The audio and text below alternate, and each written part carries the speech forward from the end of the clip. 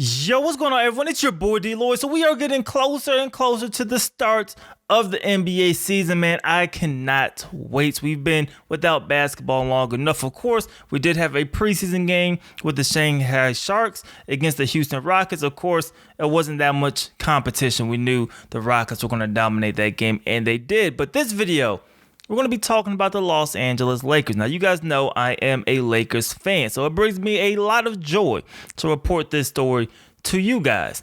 Now, the Lakers, they've been experimenting with their lineups. Now, on day one, they went with the lineup a lot of people expected, right? You had Rajon Rondo at the point. You had Danny Green, LeBron James, Anthony Davis, and JaVale McGee. However, there's been a particular lineup that has been dominating for the Los Angeles Lakers at practice. Of course, this is still practice. They haven't played against any other teams yet, so that's when we're going to get a true gauge.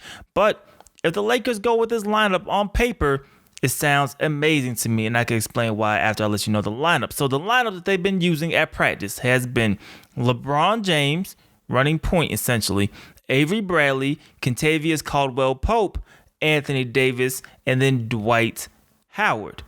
Yes, Dwight Howard over JaVale McGee. Now, a couple of reasons I like this lineup. Well, one, two people have been getting rave reviews at Lakers training camp. Those two guys are Avery Bradley and Dwight Howard have actually been getting rave reviews. I would say out of the two, Avery Bradley has been getting better reviews even than Dwight Howard. But those are the two guys who've been garnering a lot of attention and positive vibes throughout training camp. So when you look at the lineup, right, LeBron James will be your primary ball handler in this lineup, which makes complete sense. He could play the point guard position, but you have Avery Bradley who's going to guard the other team's primary ball handler. And Avery Bradley, you know, is going to get after it on defense. And that is why he is here in LA, and that is his role. I think he's going to excel at that role because he knows what he is doing there. And he's not there really to score 15, 20 points a game. No, knock down an open three, give us about 9, 10 points a game, play defense on the opposing team's point guard.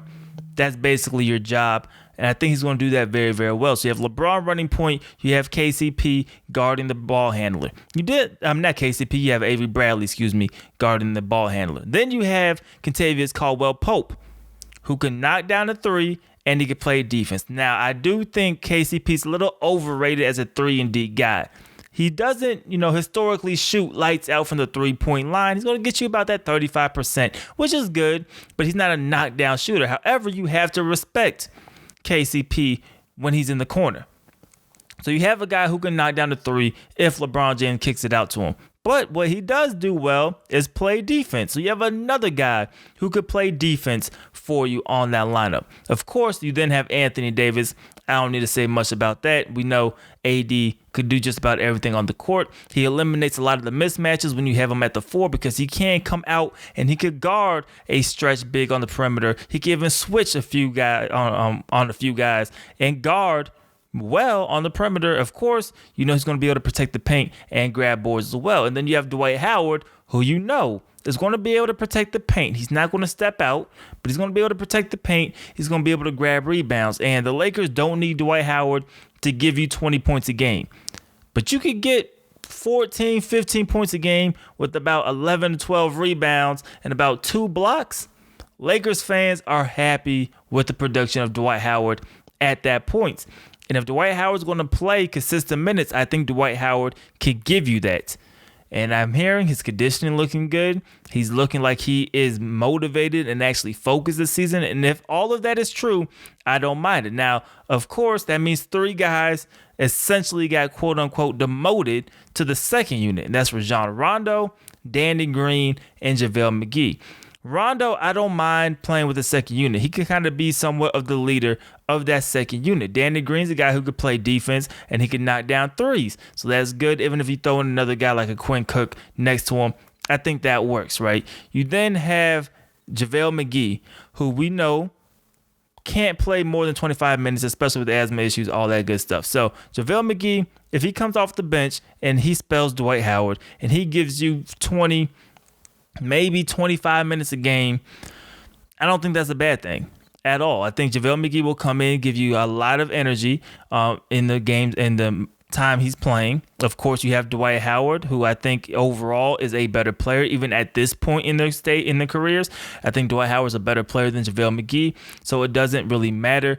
I don't mind JaVale McGee coming off the bench and giving me, those 20 minutes. So I think this lineup for the Lakers has the potential to be very, very dangerous. Now, Coach Frank Vogel, he says the best player and the guy who's going to give them the best chance to win, those are the guys who are going to play. And I think he's saying that right now because, yes, he may hurt some feelings. Some guys are going to move to that second unit. JaVale McGee was hoping he could contend to start. Now, we don't know if the Lakers will use this lineup, this exact lineup, come opening night. We don't know if this is something they will just kind of use later on in games.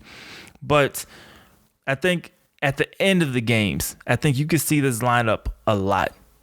And I think it's a very dangerous one. I think it's one the Lakers should definitely consider either starting the game with, but definitely ending the game with. I love this lineup. But you guys let me know how you guys feel about the lineup in the comment section below. Do you think is it as dangerous that I think it is? Do you think it's just mediocre, okay, above average lineup? Do you think they were better off with the day one lineup? Do you think it's an even better lineup that they haven't experimented with that's still out there? You guys let me know your guys' thoughts and opinions in the comment section below.